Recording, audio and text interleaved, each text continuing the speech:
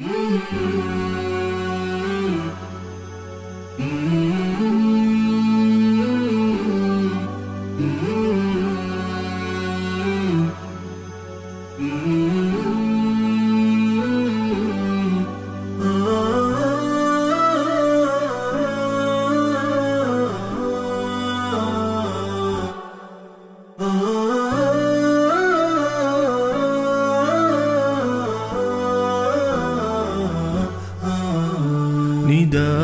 الحق صوت قد شجاني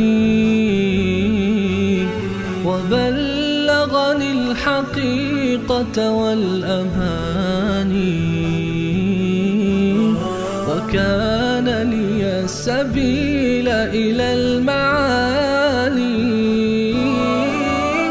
ونورا للهداية والبيان.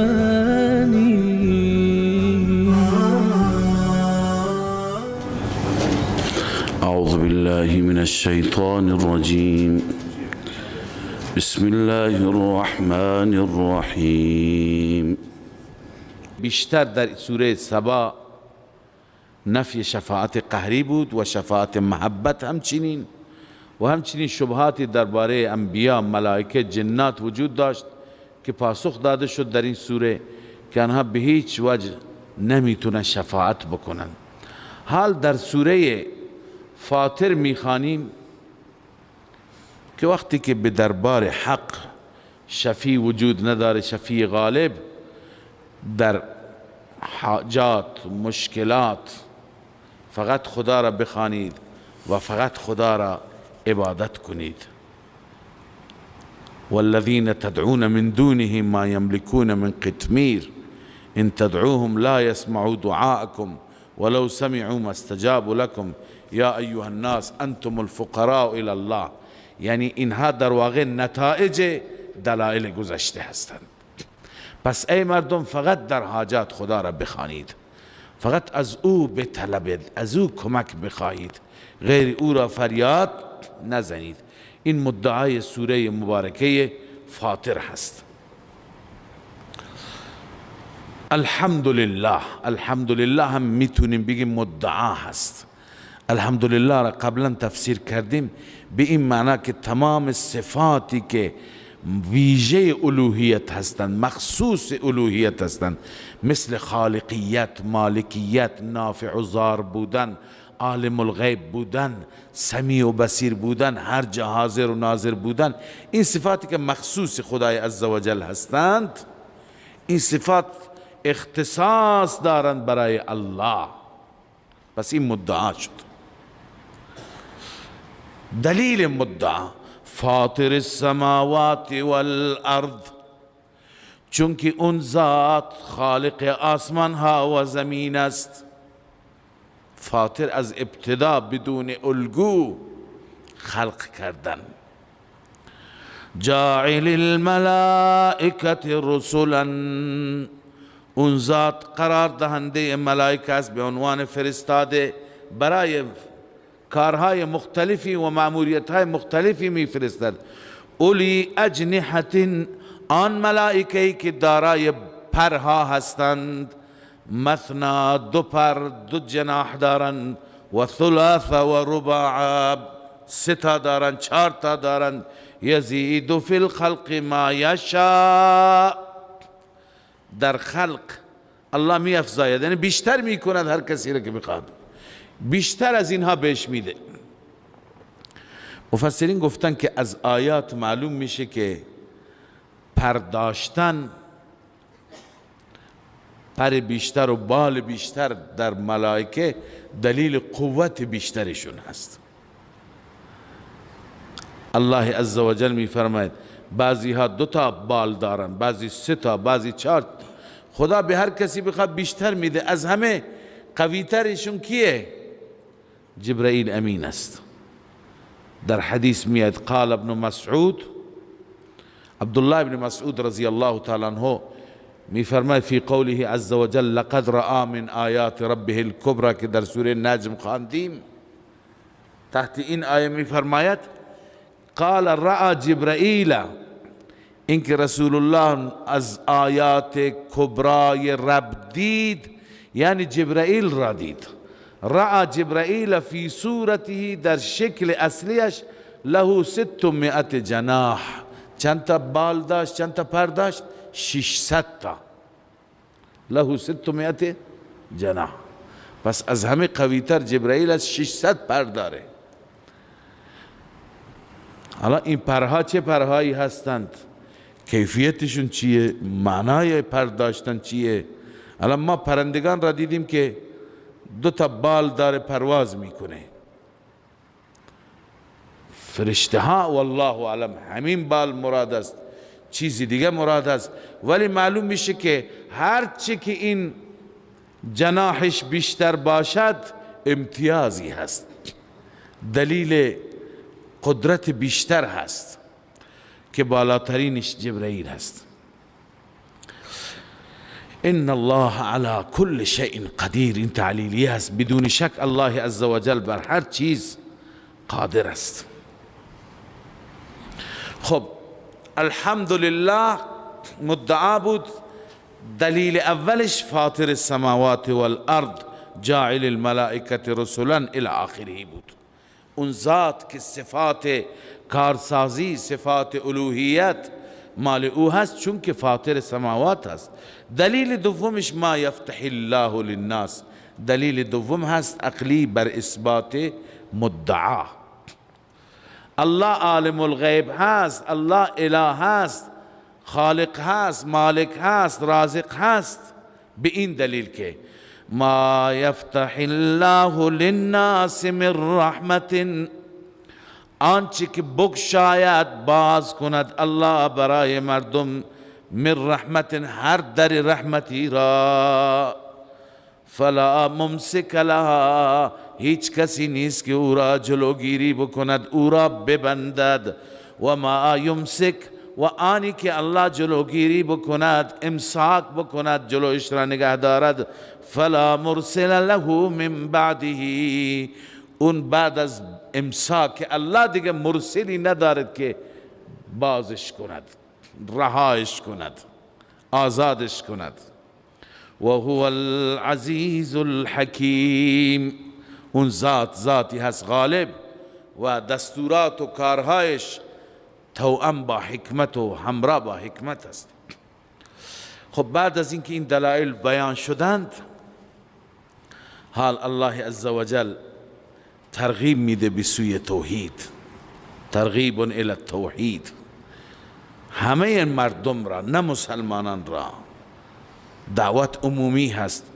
یا ایها الناس اذکروا نعمت الله علیکم، ای مردم یاد کنید نعمت های الله را که بر شما هستند و در این نعمت ها شما فکر کنید. هل من خالق غیر الله یرزقکم من السماء والارض، آیا هیچ خالقی هست، هیچ آفریننده هست غیر از الله که یرزقکم من السماء والارض، شما را از آسمان و زمین رزق بده؟ ببین، هل من خالق نعمت ایجاد است، یرزقکم نعمت ابقاست. یعنی خدا ما را ابتدا خلق کرد، بعد برای بقای ما چیکار کرد؟ خلق فقدر ثم هدا، ما را هدایت کرد برید زمین، از اونجا رزق روزی بخورید. پس خلق کرد، بعد برای بقا رزق هم ایجاد کرد. این برنامه ریزی را کسی دیگه دارد؟ کسی دیگه هست که خلق بکند و رزق بده، بقای خلق هم به دستش باشد؟ یکی از این دوتا به دستش باشد؟ نیست. وقتی که نیست، پس به این نتیجه می رسیم لا اله الا هو. وقتی که خالقی نیست، رازقی نیست، پس معبودی هم نیست. خلق کرده خدا، رزق میده خدا، ولی میری عبادت میکنی غیر خدا را. این ظلم بزرگ است. ان الشرک لظلم عظیم. همه چیز خدا میده، رزق خدا میده، روزی خدا میده، تو میگی یا فلان ادرکنی. این هست ظلم عظیم، این هست اون شرکی که الله عزوجل بر اون ناراضی هست. لذا الله می فرماید لا اله الا هو، وقتی که خالق غیر از الله کسی نیست، رازق هم غیر از الله کسی نیست، پس معبود هم کسی دیگه نباشد، عبادت هم برای کسی دیگه انجام نگیرد. عبادت چیه؟ رکوع، سجده، قیام، طواف، دعا، همه عبادت ها، جانی، مالی، زبانی. فانا تؤفکون، کدام سمت برگردانده میشوید؟ ای تنحرفون، کدام سمت شما منحرف میشید میرید؟ چرا این انحراف، این کجروی؟ خب این در ارتباط با توحید بود، ترغیب به سوی توحید و همچنین زجر بر منکرین توحید. و اینجا زجر بر منکرین رسالت و در واقع تسلی هست رسول الله صلی الله علیه وسلم را. و این یکذبوک فقد کذبت رسل من قبلک، اگر شما را تکذیب میکنند همانا قبل از شما رسول بودند که تکذیب شدند. و الی الله ترجع الامور، فقط و فقط به سوی الله همه امور در دارین برگردانده می شوند. لذا الله عزوجل بعد از اینکه دلیل را بیان فرمود، حال تخویف بیان می فرماند. همون ناسی که خطاب شدن به اذکروا نعمت الله، همون ناسی که به سوی توحید فراخوانده شدند، حال اون ناس تخویف می شوند، تهدید می شوند از سوی الله.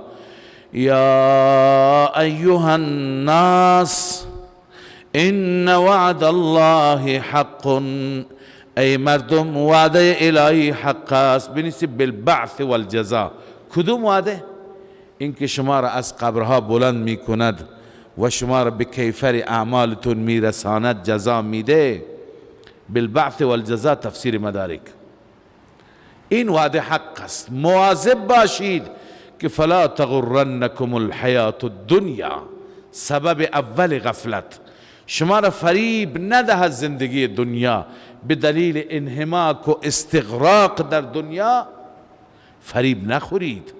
ولا یغرنکم بالله الغرور، سبب دوم نسبت به خدا شما را غرور فریب نده. غرور شیطان را میگن، صفت شیطان است، فریب دهنده.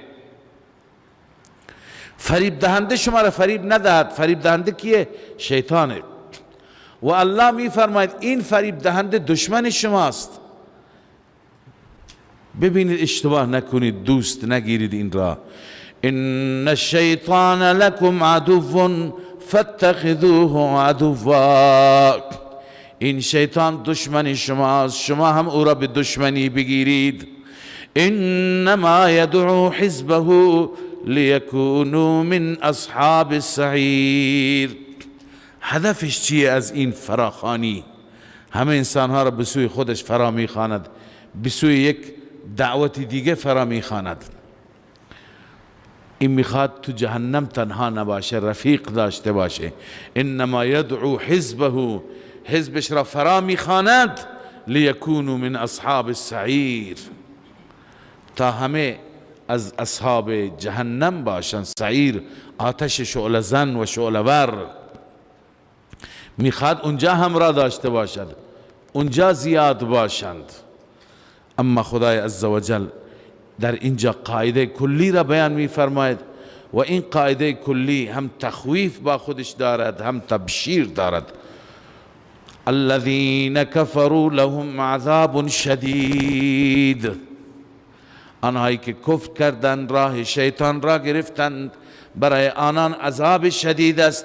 والذین آمنوا وعملوا الصالحات، آنهایی که خلاف راه شیطان برگزیدند، آنهایی که اعتقاد درست، آمنوا وعملوا الصالحات، عمل صحیح را پیش گرفتند، لهم مغفرة و رزق و اجر کبیر، برای آنان مغفرت است، دفع مضرت، و اجر کبیر، جلب منفعت، اجر بزرگ، پاداش بزرگی برایشان هست. خب بعد از این که خدای عزوجل هر دو گروه را بیان فرمود، یکی الذین کفروا، یکی والذین آمنوا و عملوا الصالحات. الذین کفروا کسانی هستند که تبعیت از شیطان کردند، والذین آمنوا و عملوا الصالحات کسانی که مخالفت شیطان کردند. حال بین این دو قشر، دو گروه مقایسه ای هست، تقابلی هست. افمن زین له سوء عمله فرآه حسنا، آیا اون انسانی که عمل بدش برایش آراسته شده، چنان ذهنیتش خراب شده که عمل بد را فرآه حسنا زیبا میبیند. مصداقش خیلی زیاد هستند. شرک میکنه، فکر میکنه که عبادت میکنم. بدعت و خرافات داره، فکر میکنه که من بر دین و بر شریعت عامل هستم.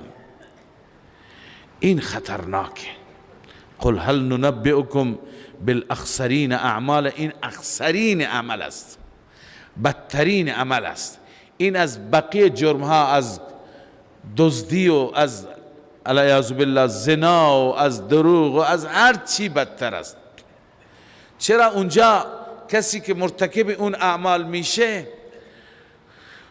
وجدانن اونها را بد میپندارد، تو دلش خودش را ملامت داره. کسی که قتل انسان میکنه، کسی که دزدی میکنه، کسی که ظلم و ستم میکنه، کسی که کارهای خلاف میکنه، شاید یه روز توفیق توبهی برش باشد، چون که اون کار را بسیار نازیبا میداند. اما این بیچاره مشرک، مبتدع، خرافاتی، اون چی که میکنه فکر میکنه عبادت میکنه. کسی از عبادت توبه میکنه؟ اون چی که انجام میده فکر میکنه بر جاده شریعت است. کسی از راه شریعت توبه میکنه؟ هرگز. قل هل ننبئکم بالاخسرین اعمالا الذین ضل سعیهم فی الحیاة الدنیا وهم یحسبون انهم یحسنون صنعا. در حیات دنیا مسیرشون به گمراهی کشیده، و هم یحسبون انهم یحسنون صنعا، میپندارن، فکر میکنن کار خوب انجام میده در حالی که کار بد انجام میده. اینجا هم الله میفرماید که زین له سوء عمله، عمل بد برایش مزین شده، فرآه حسنا، اون عمل بد را مزین میبیند. لذا بدعت و خرافات میکنه، فکر میکنه من دارم خدا را راضی میکنم. خب کیه که از رضای خدا توبه بکنه، از رایی که در اون رضای خداست؟ شرک میکنه، فکر میکنه که من عبادت میکنم. کیه که از عبادت توبه بکنه؟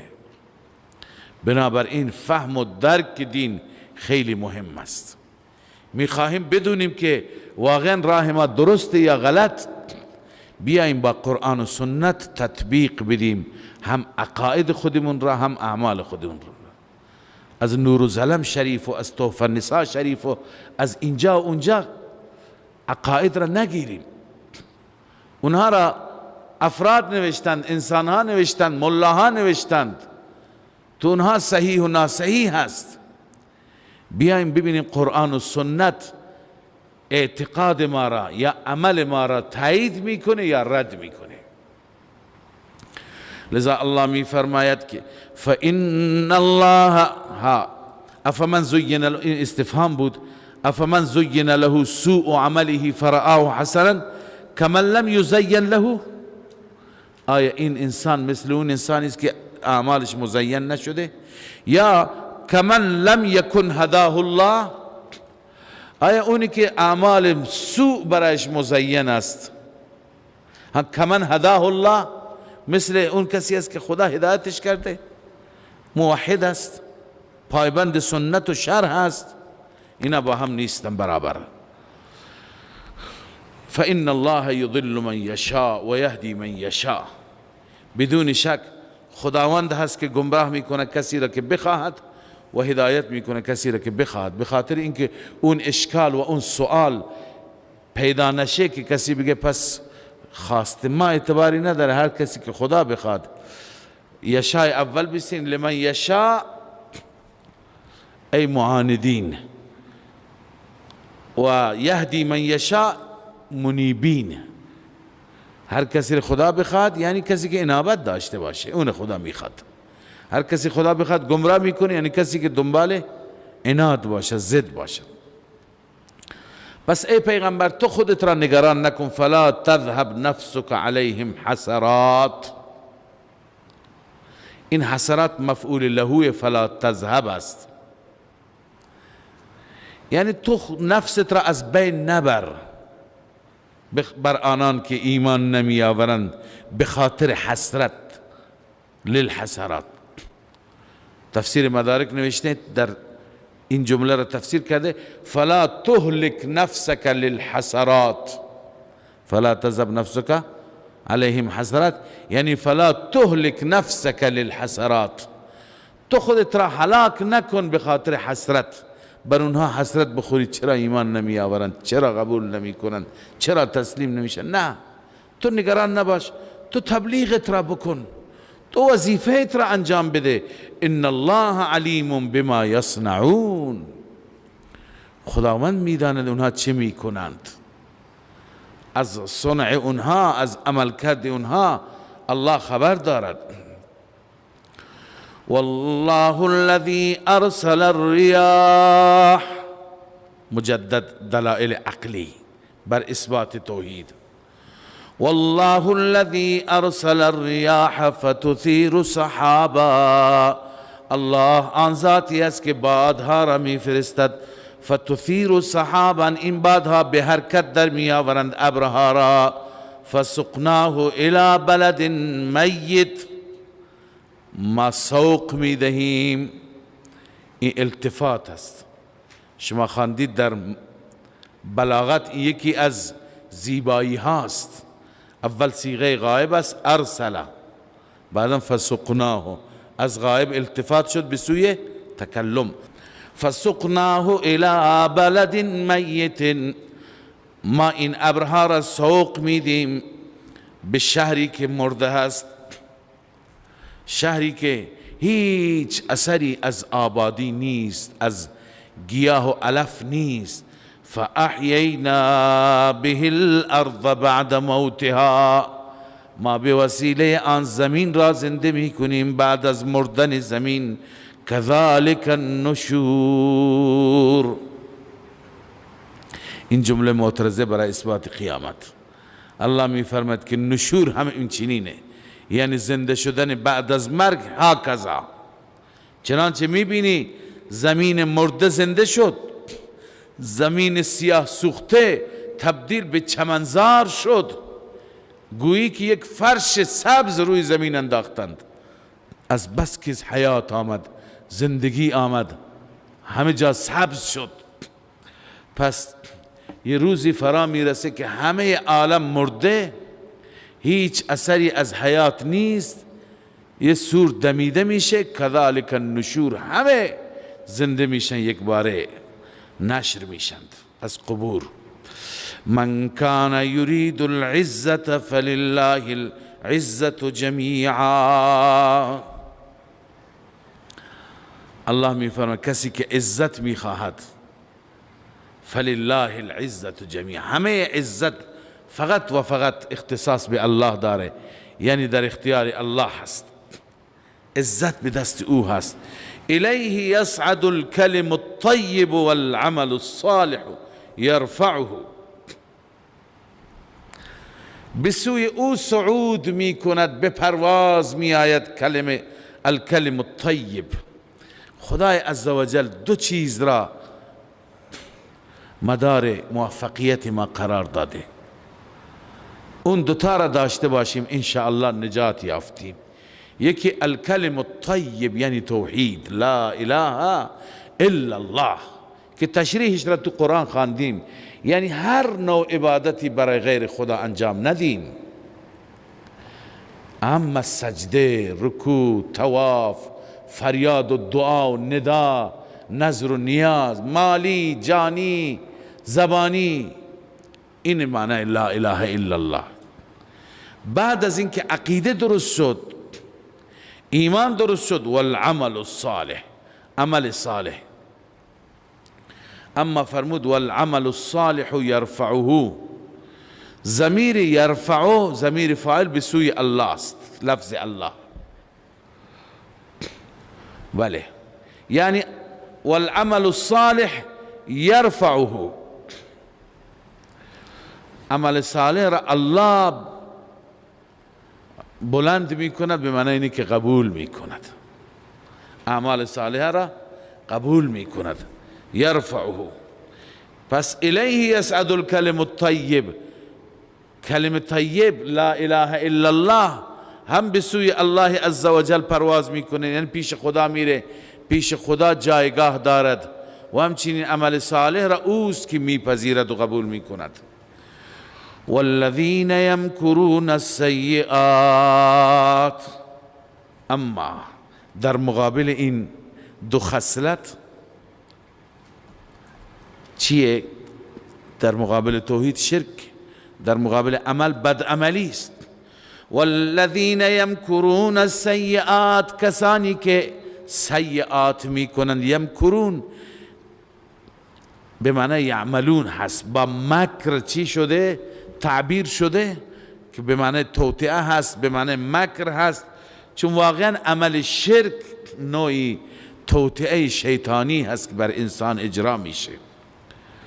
سیئات تفسیر خازن نوشته ای الشرک، کسانی که شرک مرتکب میشوند، دیگه بحث عمل نیست اینجا بگیم عمل بدم میکنه، برای بدبختی همون یک شرک بسه.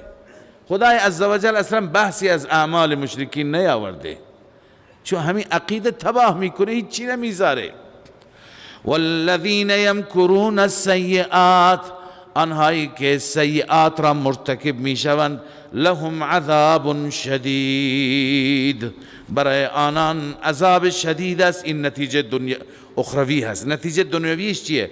و مکر اولئک هو یبور، و نیرنگ اینها، توته اینها، هو یبور، او چی میشه؟ یبور ای یفسد، فاسد میشه، از بین میره. توته اینها هیچ مفید برایشون واقع نمیشه. مشرکین توته های کمی داشتند، نیرنگ های کوچیکی داشتند، بزرگترین کارها را می کردند، مثلا خندق، جنگ خندق، توته بسیار بزرگ بود، همه را متحد کرده بودند. اما و مکر اولئک هو یبور، مکر این نوع افراد مشرک، غیر الله پرست، چی میشه؟ از بین میره، به فساد کشیده میشه. والله خلقکم من تراب، این دلیل دیگری هست بر اثبات توحید. الله آن ذاتی است که شما را آفرید از خاک، ثم من نطفه، خاک ماده بعید است، سپس از نطفه ماده قریب، ثم جعلکم ازواجا، سپس الله عزوجل شما را زوج هم قرار داد، یعنی مذکر و مؤنث. ببینید قبلا هم گفتیم برای الوهیت دو چیز در کار. کسی میتونه اله واقعی باشد که این دو صفت را داشته باشه، یکی قدرت واقعا داشته باشه، هر کاری که عابد خاص برش انجام بده، فرزند میخواد بهش بده، مال میخواد بهش بده، نجات میخواد بهش بده، سلامتی میخواد بهش بده، هر چی میخواد بتونه بده، قدرت داشته باشه، تصرف، تدبیر، ما فوق الاسباب. دوم علم غیب داشته باشه باید معبود، هر گوشه‌ای در هر نکته‌ای اگر او را فریاد زدند، از احوال فریاد زنندگان با خبر باشه که فلان جزیره هست، فلان جنگل هست، این عابد، این عبد. پس علمش هم باید کامل باشد، قدرتش هم کامل باشد، اون وقت میتونه معبود باشد. حال الله میفرماید این دوتا مال منند، کسی دیگه نداره. والله خلقکم من تراب ثم من نطفه ثم جعلکم ازواجا. و این بیان قدرت بود، الان این بیان علم. و ما تحمل من انثى، هیچ مؤنثی حمل نمی کند حمل خودش را، ولا تضع، و همچنین وضع حمل نمی کند الا بعلمه، مگر با علم الله. و همچنین و ما یعمر من معمر، هیچ معمری عمر نمی کند، ولا ینقص من عمره، و از عمرش چیزی کم نمیشه، الا فی کتاب، مگر همه و همه در کتاب، در علم الهی هست. کتاب یعنی لوح محفوظ، علم الهی، همه در علم الهی موجود است. ان ذلك علی الله یسیر، این که بر الله آسان است دانستن اونها و علم نسبت به اونها. اما از اینجا یک شبهه به ظاهر پیش میاد که و ما یعمر من معمر، معلوم میشه که بعضی ها هستن بعداً عمر میکنند و بعضی ها از عمرشون کم میشه. مگر عمر بر اساس تقدیر نیست؟ قبلا فیصله نشده؟ آیا الان واقعا عمر ما اضافه کم میشه؟ ما که اعتقادمون این هست که همه چیز فیصله شده، اذا جاء اجلهم فلا یستأخرون ساعة ولا یستقدمون. این دو جواب دادن. بعضی گفتند که کمی و بیشی عمر بر اساس تقدیر معلق هم میتونه باشه. ما دو نوع تقدیر داریم، تقدیر مبرم، تقدیر معلق. تقدیر مبرم همونه که الله فیصله کرده به صورت قطعی، برو برگشت نداره. تقدیر معلق اینه که مثلا معلقه که اگر این انسان این دعا را کرد چنین میشه، این دعا را نکرد چنین میشه، این عمل را انجام داد چنین میشه، این عمل را انجام نداد چنین میشه.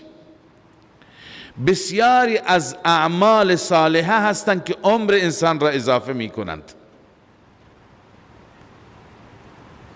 خیلی از اعمال هستند که عمر انسان را اضافه میکنند. مثلا حضرت نوح علیه السلام گفت یا قوم اعبدوا الله واتقوه، دعوت به سوی توحید و تقوا و خدا ترسی. بعد فرمود که و یؤخرکم الی اجل مسمى. ببین، یعنی اگر توحید و ایمان داشتید، عمل انجام دادید، مرگ الان برای شما نمیاد، یعنی عذاب نمیاد. یؤخرکم الی اجل مسمى، تا مدتی که الله معین کرده شما را به تأخیر میندازه. پس ببینید این الان از جمله تقدیر معلق است که اگر قوم نوح ایمان نیاورد فلان وقت طوفان میاد، عمرشون تمام میشه. اما اگر ایمان آورد اون عذاب نمیاد، چی میشه؟ بعد چند سال دیگه زنده میشن. پس عمر اضافه شد یا نشد؟ درباره قوم یونس هم همین رو میخواندیم در قرآن مجید. لما آمنوا کشفنا عنهم عذاب خزي في الحیات الدنیا و متعناهم الی حین.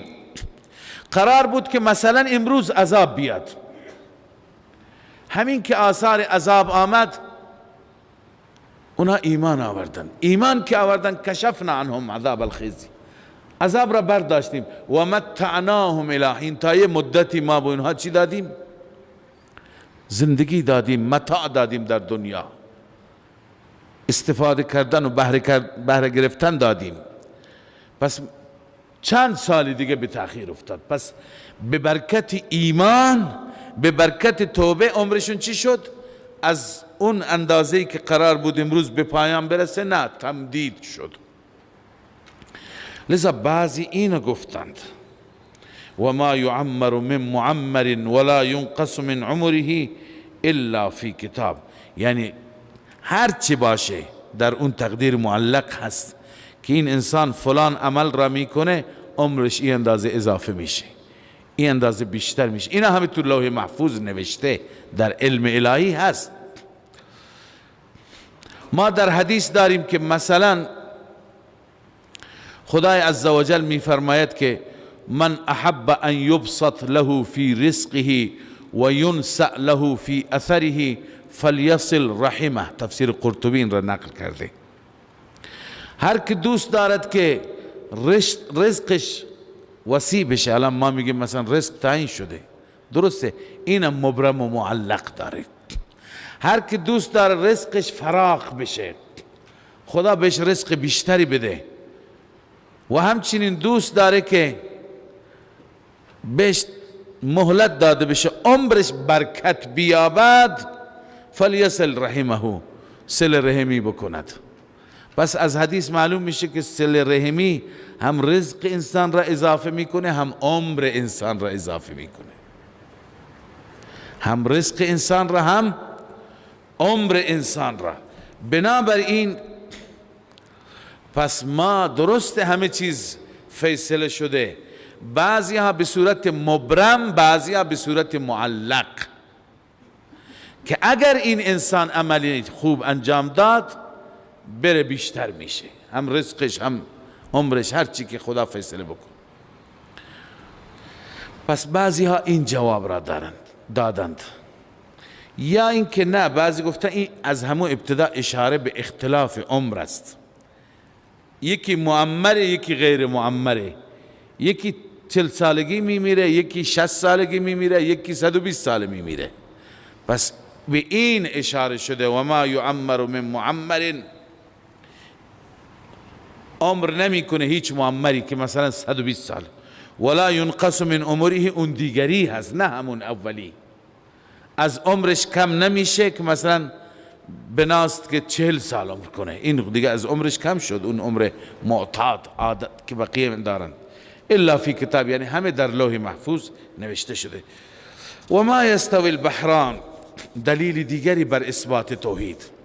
الله میفرماید این دو تا دریا رو نگاه کن، هذا عذب، این یکی شیرین است، سائغ شرابه، خوشگوار است نوشیدن آبش، و هذا ملح اجاج، این یکی دیگه شور است و اجاج تلخ بدطعم، خورده نمیشه.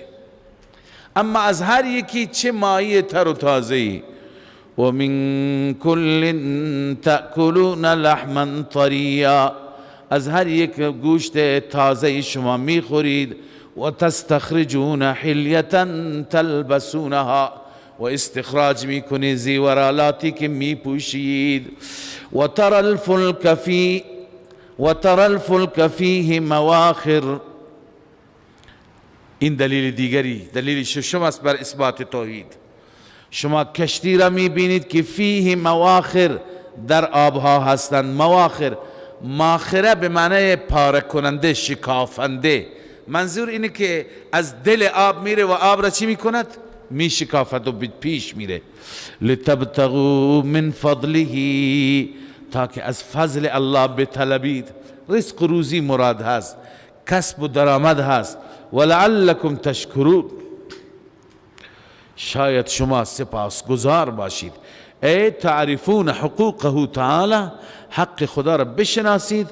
فتقومون بطاعته عز وجل و توحیده، روح المانی، برخیزید برای عبادت و طاعتش و بر توحیدش.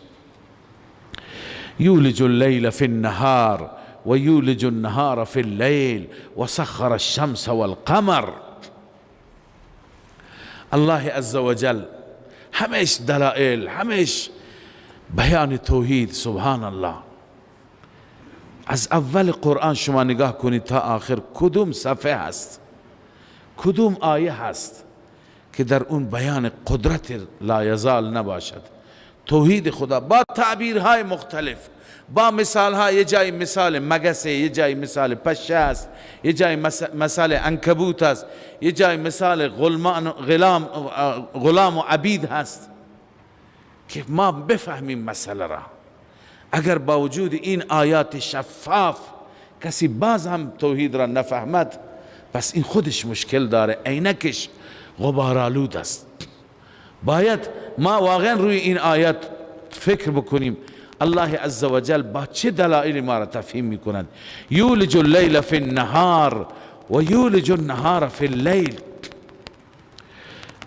بیان قدرت. چندین بار این آیه را خواندیم که شب را داخل میکنه در روز و روز را در شب. دو تا تفسیر داره. قبلا هم گفتیم. یکی این که مثلا الان روز شب داخل میشه، روز به پایان میرسد. باز شب همه جا تاریکه، روز وارد میشه، شب به پایان میرسد.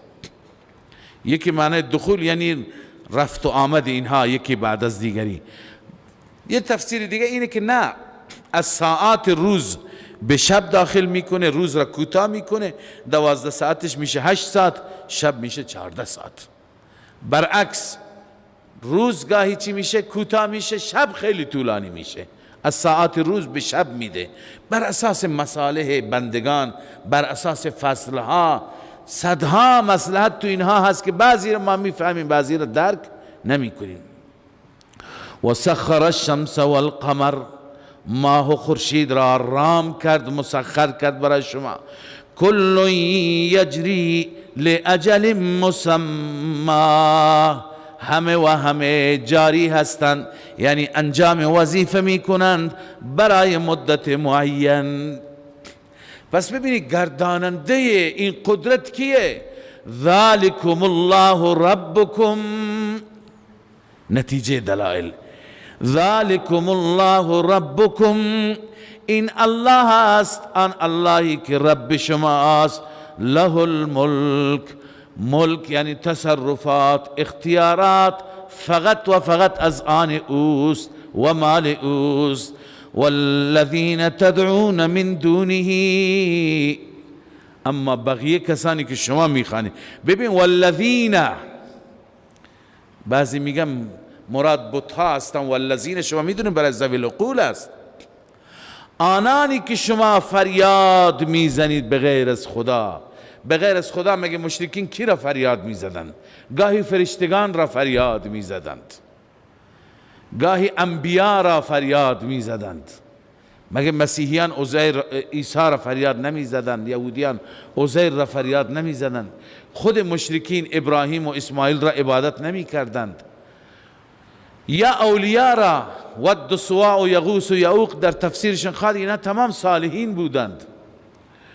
والذین تدعون من دونه، آنانی که شما فریاد میزنید آنها را بغیر از الله، ما یملکون من قطمیر، آنها مالک قطمیر نیستند. قطمیر خواندیم چیه؟ اون خسته خرمای پوسته بسیار نازکی داره که تو دستتون شما بفشارین پودر میشه، هیچ ارزشی هم نداره، یه چیزی بی ارزش. این مثال هم در بی ارزش بودن و حقیر بودنش است. به این اندازه اختیاراتی ندارن که به شما فرزند و اولاد بدند، به شما برکت رزق و روزی بدند، مریض شما را شفا بدند، فلج شما را سالم بکنند.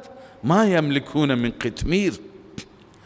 و الله می فرماید ان تدعوهم لا يسمعوا دعاءكم،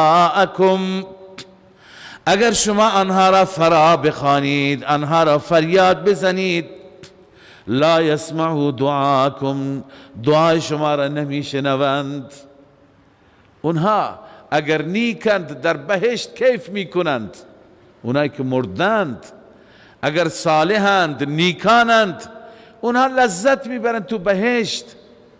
به قول امام احمد مجدد الفسانی، اونا دیگه با آلام و با مشکلات این دنیا چه کار دارند؟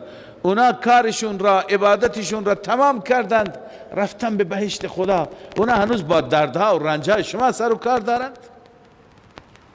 نه، اونا در یک عالم دیگه هستند.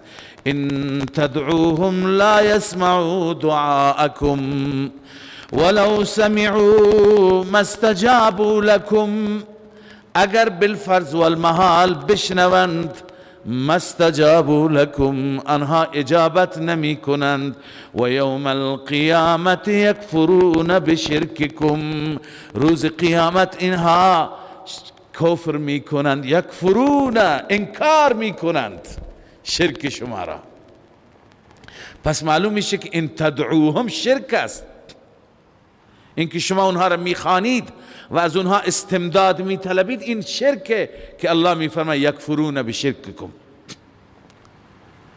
همین الان خواندیم که الله عزوجل در سوره سبا که الله عزوجل از فرشتگان نقل کرد که فرشتگان را الله فرمود و یوم یقول للملائکه اهؤلاء ایاکم کانوا یعبدون، اینا شما را عبادت میکردن؟ گفتن نه خدایا، ما را عبادت نکردن، بل کانوا یعبدون الجن، اینا جنات اینها را فریب دادن، به جای ما خودشون را جا زدن، اینا جنات را عبادت کردن. لذا روز قیامت این خدایان یا حتی انبیا، اذ قال الله یا عیسی ابن مریم، خداوند به انبیایی که اونها را مردم عبادت کردند، حتی از اونها میپرسه انت قلت للناس اتخذونی و امی الهین من دون الله، عیسی تو گفته بودی که مرا و مادر مرا عبادت کنید غیر از خدا؟ قالوا سبحانک، خدایا تو پاکی از شریک، من کی گفتم؟ ان كنت قلته فقد علمت، خدایا اگر من چنین چیزی گفتم تو که میدانی، تعلم ما فی نفسی ولا اعلم ما فی نفسک انک انت علام الغیوب، تو از درون من میدانی من نمیدانم، تو علام الغیوب هستی، کجا من گفتم که من عبادت کنم؟ من نگفتم. پس اون معبودانی که اونها عبادت میکنن، حتی انبیا، اولیاء، صالحان هم انکار میکنن، میگن خدا اینها ما را عبادت نکردن. لذا الله میفرماید و یوم القیامت یکفرون بشرککم، روز قیامت اینها انکار میکنن شرک شما را. ولا ینبئک مثل خبیر، مثل ذات خبیر الله عزوجل کی به شما خبر میده، این مطالب را برای شما شفاف میکنه، واضح میکنه. لذا غیر از خدا را فریاد نزنید، غیر از خدا را عبادت نکنید، شما همه محتاج خدا هستید. یا ایها الناس انتم الفقراء الی الله، ای مردم شما نیازمندان هستی به سوی الله، والله هو الغنی الحمید، الله ذاتی است که بی نیاز است، ستوده شده. لذا خدا را راضی کنید، خدا را پرستش کنید. این یشاء یذهبکم، اگر الله بخواد شما را میبرد، و یأتی بخلق جدید، خلق جدیدی و نسل جدیدی می آورد. و ما ذلك علی الله بعزیز، این بر الله مشکل نیست، آسان است. ولا تزر وازرة وزر اخرى، این تخویف اخروی هست. الله می فرماید که چون بعضی ها می گفتن شما این کار را بکنید گناهش به گردن ما. ابو جهل به ولید ابن مغیره همین گفت، نه که اون گفت من می ترسم از اینکه اگر پیغمبر خدا باشد قیامت جواب خدا چی بدم؟ گفت به گردن من. الله می فرماید ولا تزر وازرة وزر اخرى، وزر بار گناه را میگن، حمل نمی کند وازرة، هیچ حمل کننده گناهی، وزر اخرى، بار گناه دیگری را. هر کسی گناه خودش را به دوش میگیره. لذا اگر کسی فریب داد به گردن من، فریبش را نخورید. و ان تدع مثقلة الى حملها، اگر اونجا فریاد بزند، فرا بخواند، مثقلة یعنی سنگین باری، اون کسی که بارش بر دوشش سنگینی می کند، اون صدا بزند الى حملها، به سوی بارش که بیا رفیق کمک کن که بارم خیلی سنگینه، لا یحمل منه شیء، از او چیزی حمل نمیشه، چیزی بارش کم نمیشه. ولو کان ذا قربا، گرچه خیشاوند باشد، یعنی خیشاوند خودش را، پدر و برادر را بگه که بیا کمک کن که بارم سنگینه، بارش سبک نمیشه. انما تنذر الذين يخشون ربهم، این آیات زیبا، از این آیات زیبا چه کسانی متاثر میشن، چه کسانی انذار در اونها می آید. جزی نیست که تم انذار میکنی آنهایی را که یخشون ربهم بالغیب، غائبانه از ربشان میترسند. و اقاموا الصلاة، نماز را برپا می دارند، الله را به راستی عبادت می کنند. اما اینها که نماز را می خوانند، از خدا می ترسند، نفعش را هم خودشون می برند. و من تزکا، هر کسی پاک بشه، پاک از شرک، و من تزکا، هر کسی پاک بشه، فانما یتزکا لنفسه، اون پاک میشه، پاکیش به نفع نفس خودش هست. و الی الله المصیر، عاقبت بازگشت همه و همه فقط به سوی الله عز و جل. صدق الله العظیم.